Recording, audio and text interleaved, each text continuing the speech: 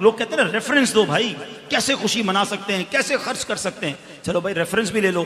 اللہ فرماتا ہے قل بفضل اللہ وبرحمتہ فبذلک فلیفرحوا هو خیر مما یجمعون. 11واں پارہ سورہ یونس آیت نمبر 58. ٹھیک ہے، یاد کر لینا.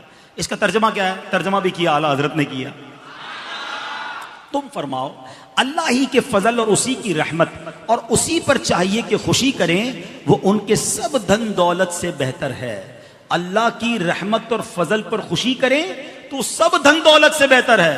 اچھا، پھر اللہ کی کوئی بھی رحمت ہو تو خوشی کرنے کا حکم ہے، تو جو سب سے بڑی رحمت ہو، جو سب سے بڑی نعمت ہو. اب آپ ہو سکتا ہے کوئی کہے یار نبی پاک اللہ کی رحمت ہے، یہ کہاں سے آیا بھائی؟ اور پھر قرآن کا ریفرنس دے دیتا ہوں.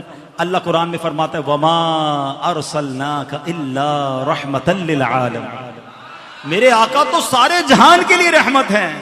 احادیث میں یہ مضمون ملتا ہے، حدیث قدسی ہے، اے محبوب تجھے نہ بناتا تو یہ کائنات ہی نہ بناتا.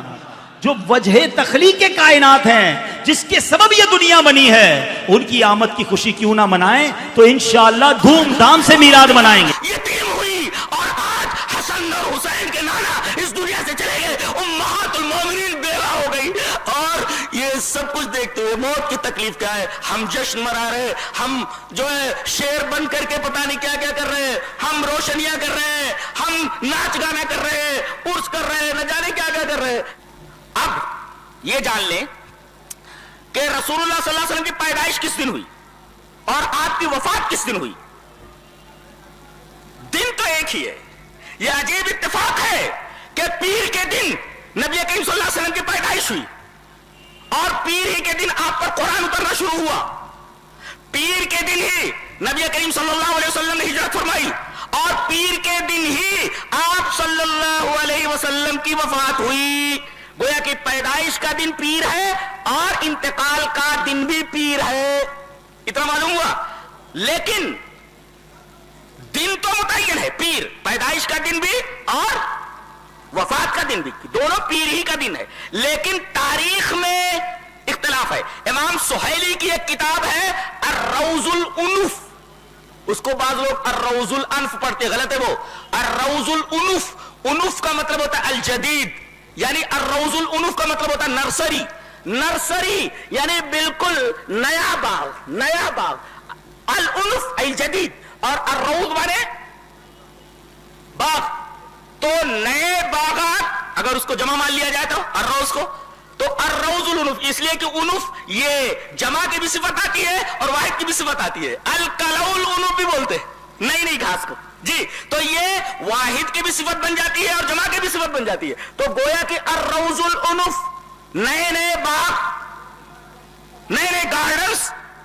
تو الروض الانف ان کی کتاب کا نام ہے، بہت پیارا نام ہے، نرسری، نیا باغ.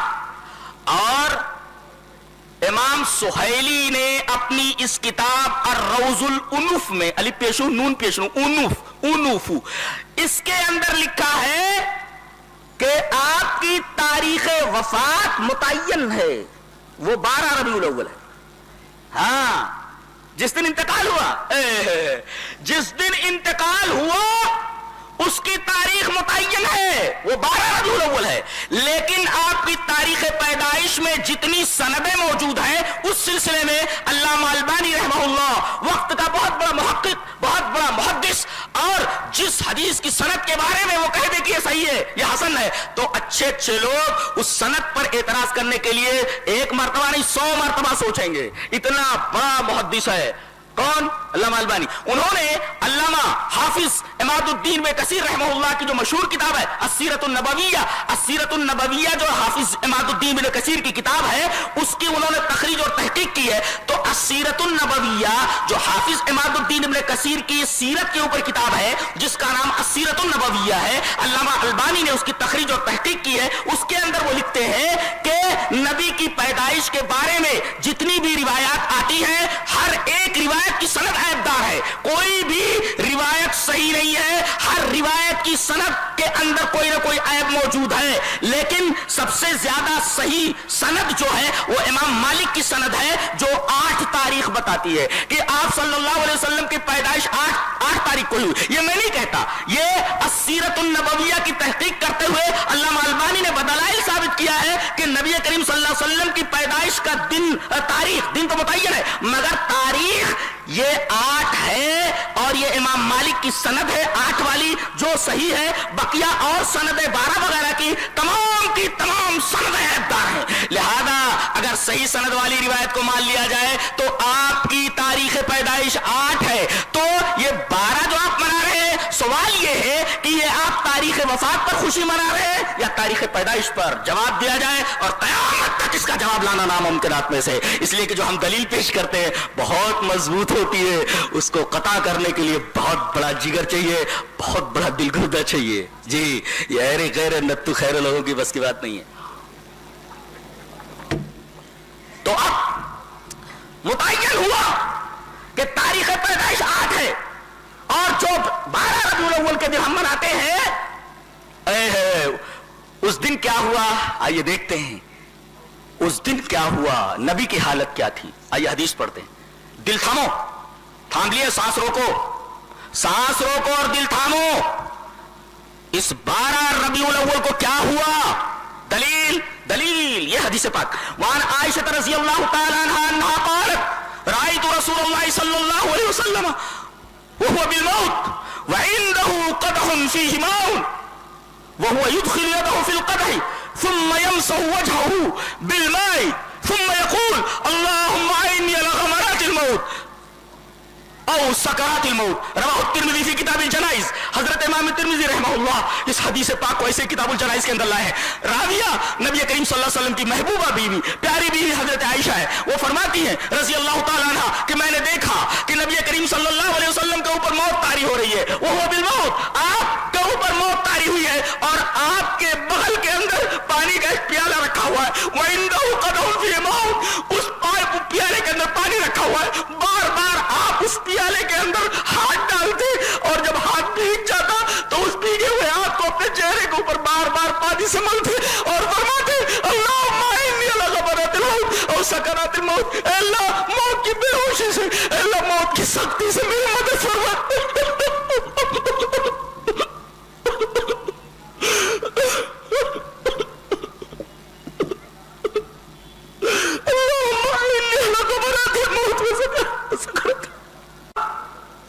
موت کی بے ہوشی اور موت کی سختی پر میری مدد فرما. حضرت عائشہ کیفیت بیان فرماتی ہے. یہ تو روایت ہوئی ترمذی کی جسے حضرت عائشہ نے روایت کیا ہے. خود حضرت عائشہ کی کیفیت کیا تھی وہ ایک حدیث میں دیکھتے ہیں.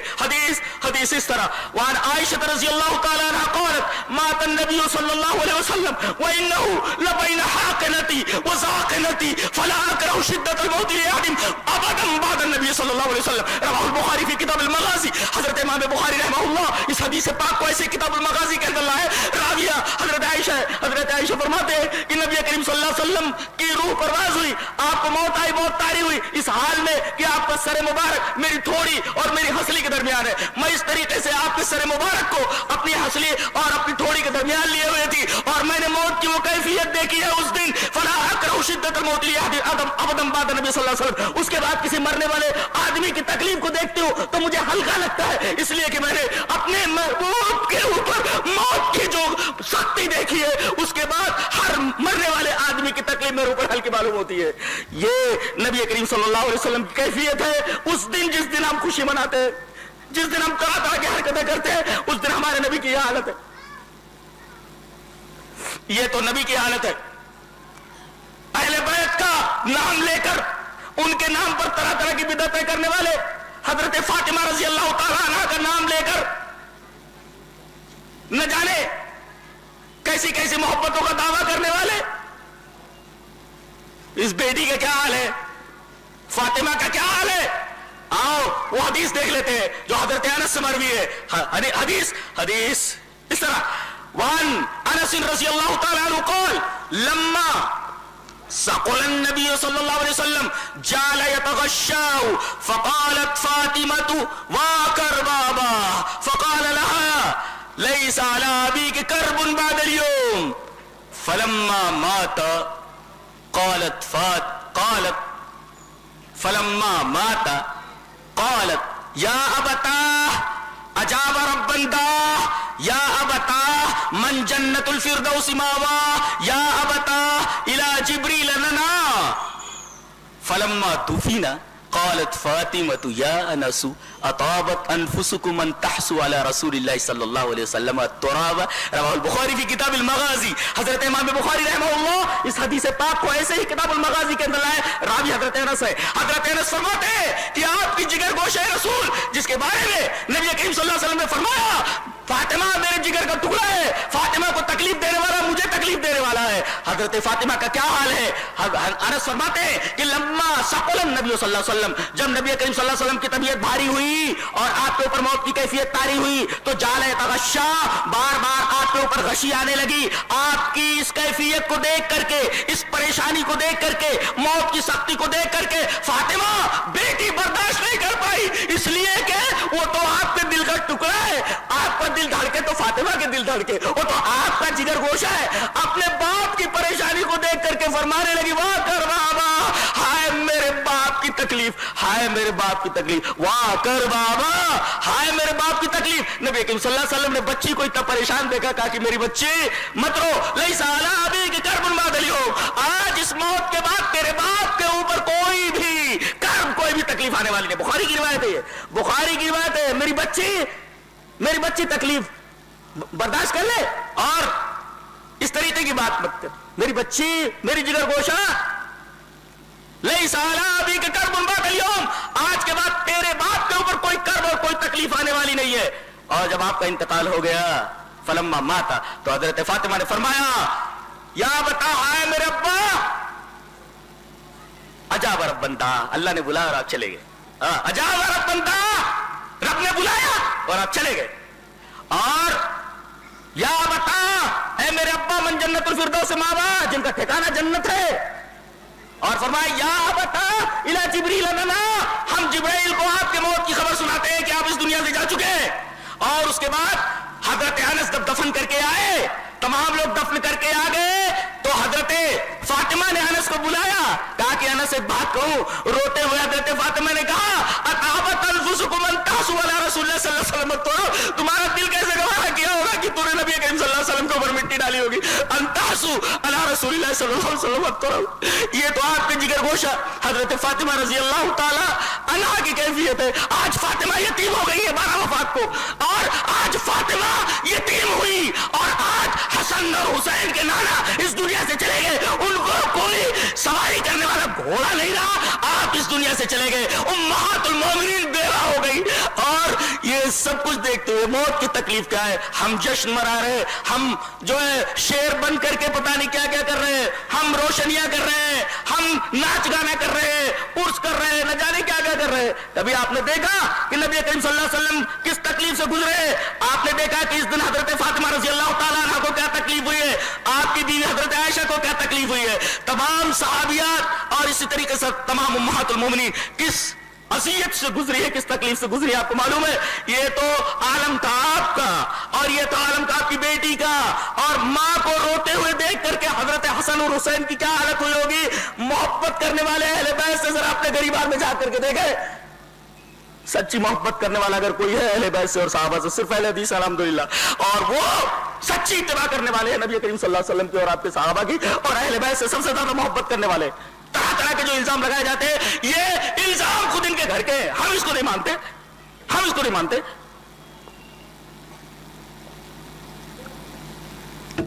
تو آپ کی یہ حالت, جگر گوشہ رسول فاطمہ کی یہ حالت, حسن حسین کی یہ حالت, امہات المومنین بیوہ ہو گئی ان کی یہ حالت, صحابہ کرام کی کیا حالت ہوئی. اور دیکھتے حدیث اس طرح. وہاں نبی سلمہ ابن عبد الرحمن اخبرنی ابن عباس رضی اللہ تعالی عنہما ان ابا بکر خرج وعمر رضی اللہ تعالی عنہ يكلم الناس فقال اجلس يا عمر فابى عمر ان يجلس فقال اجلس يا عمر فابى عمر ان يجلس فتشهد ابو بکر فتشهد ابو بكر فمال الناس اليه وتركوا عمر فقال ابو بكر اما بعد فمن كان منكم يعبد محمدا فان محمدا قد مات ومن كان منكم يعبد الله فان الله حي لا يموت فقال الله تعالى وما محمد الا رسول قد خلت من قبله الرسل والله قال فوالله لكان الناس لم يعلموا ان الله تعالى انزل هذه الايه الا حين تلاها ابو بكر فتلقاها منه الناس كلهم فما اسمعوا بشرا لا يتلوها رواه ابن ابي حاتم في تفسیره. حضرت ابن ابی حاتم نے اپنی تفسیر کے اندر اس پوری روایت کو نقل کیا جس کے راوی حضرت ابو سلمہ ابن عبد الرحمن. میں نے پوری روایت, میں آدھی روایت پڑھنے کا قائل نہیں ہوں.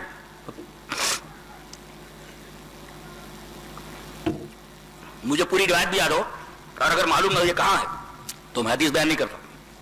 مجھے معلوم ہونا چاہیے یہ کس کتاب میں ہے اور کس چیپٹر میں اور کس بات کے اندر ہے. حضرت ابو سلمہ ابن عبد الرحمن یہ کہتے ہیں کہ ابن عباس نے ہم کو خبر دی. ابن عباس نے خبر دی کیا کہ نبی کریم صلی اللہ علیہ وسلم کے انتقال کے بعد سارے صحابہ کرام کے ہوش اڑے ہوئے تھے, چپ چاپ بیٹھے ہوئے تھے. حضرت عمر رضی اللہ تعالیٰ عنہ کے ہوش تو اور زیادہ باختہ حواس باختہ ہوئے. انہوں نے کہا تمام لوگوں کے سامنے تقریر کر رہے وَيُكَلِّمُ النَّاسِ, لوگوں سے کلام کر رہے ہیں. وَعُمَرُ يُكَلِّمُ النَّاسِ, حضرت عمر کلام کر رہے ہیں لوگوں سے.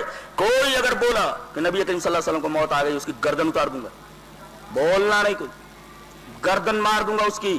دیکھیے حضرت عمر کے ہوش گم ہو گئے. وہ آدمی تو میدان جنگ میں کبھی گھبرایا نہیں, وہ آدمی تو کبھی فیصلے میں کبھی گھبرایا نہیں.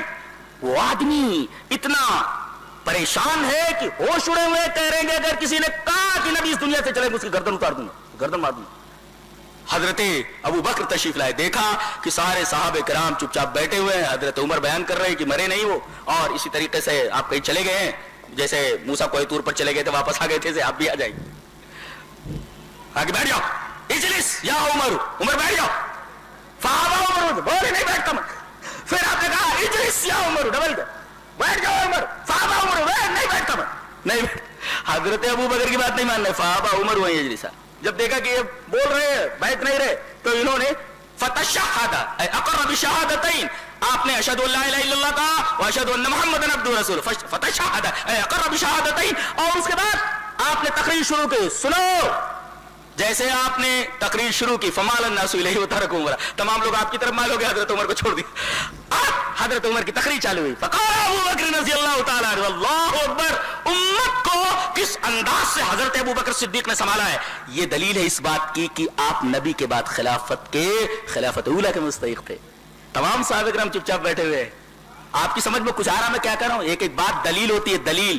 اگر آپ کے ذہن سے کوئی ایک بات ایک جملہ ادھر ادھر ہوا ایک دلیل غائب ہو جائے گی. جی تو دیکھ رہے ہیں حضرت عمر رضی اللہ تعالیٰ عنہ فیصلے میں بڑے ماہر, لیکن یہاں وہ ایک ایسی بات بول رہے ہیں جو بات لوگوں کی سمجھ میں آ تو رہی ہے یا نہیں آ رہی ہے, چپ چاپ بیٹھے ہوئے. حضرت ابو بکر نے اس معاملے کو سنبھالا اور کہا کہ سنو, فمن کان منکم یعبد محمدا فإن محمدا قد مات, جو تم میں سے محمد کی عبادت کرتا تھا وہ جان لے کہ محمد مر چکے, اور جو تم میں سے اللہ تبارک و تعالیٰ کی عبادت کرتا تھا وہ جان لے کہ اللہ زندہ ہے اور مرنے والا نہیں. یہ توحید کی دعوت دی ہے اس وقت. اور یہاں نبی کا حوالہ دینے کی کیا ضرورت معلوم ہے؟ ایک نقطہ بتاتا ہوں, یہ نقطہ لے کر کے جاؤ. میں تو کہتا ہوں توحید کو جس طریقے سے ابو بکر نے سمجھا ہے آج کے وقت کا بہت بڑا فقیہ بھی نہیں سمجھ سکتا. جانتے ہیں میں نے اس حدیث پاک پر جب غور کیا, میں تو ویسے بھی قرآن حکیم کا ایک ادنا طالب علم ہوں, اور حدیث پاک کو جہاں تک ہو سکتا ہے میں اس کے اسرار اس کے رموز کو دیکھتا ہوں, غور سے دیکھتا ہوں. اس حدیث پاک کے اوپر میں نے جب نظر ڈالی تو پہلے تو میری سمجھ میں نہیں آیا کہ انہوں نے نبی کریم صلی اللہ علیہ وسلم کی موت کا حوالہ کیوں دیا. موت کا حوالہ کیوں دیا؟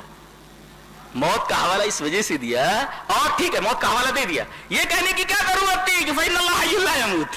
تم میں سے جو محمد کی عبادت کرتا تھا سمجھ جاؤ کہ محمد مر چکے, اور تم میں سے جو اللہ کی عبادت کرتا تھا وہ جان لے کہ اللہ زندہ ہے اور اسے موت نہیں آنے والی. اس میں اشارہ اس بات کی طرف ہے جو نبی کریم صلی اللہ علیہ وسلم کے موت کا قائل نہ ہو در حقیقت وہ اللہ تبارک و تعالیٰ کی ذات میں شرک کرنے والا, صفات کے اندر شرک کرنے والا, اللہ کی صفات میں شرک کرنے کے مرادف ہے.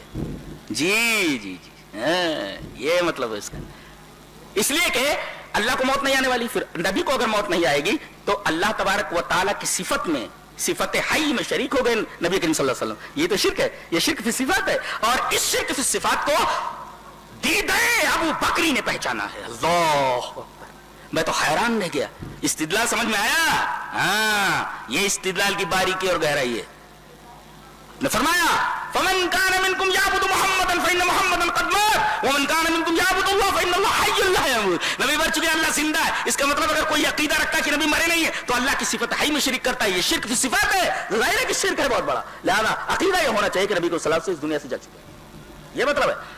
اور اس کے بعد آپ نے آیت پڑھی وما محمد اللہ رسول قد خلت من قبل الرسل. نبی کریم صلی اللہ علیہ وسلم ایک رسول ہی تو ہیں, اور جیسے پہلے نبی تھے وہ گزر گئے, آپ بھی اس دنیا سے چلے گئے. کہتے ہیں کہ جب یہ آیت حضرت ابو بکر نے تلاوت فرمائی تو واللہ لکان الناس لم يعلموا ان اللہ انزل هذه الآیہ, لوگ یہ سمجھے کہ آیت ابھی نازل ہو رہی ہے جس وقت ابو بکر نے اس کو تلاوت کیا ہے. تو اس آیت کو ہر آدمی ان سے لے رہا ہے اور وہی پڑھ رہا ہے. فما اسمع بشر الا يتلوها, میں جس کو دیکھ رہا ہوں وہی آیت پڑھ رہا ہے. محمد اللہ رسول قد خلت من قبل الرسل وما محمد اللہ رسول قد خلت من قبل الرسل وما محمد اللہ رسول قد خلت من قبل الرسل فما اسمع بشر الا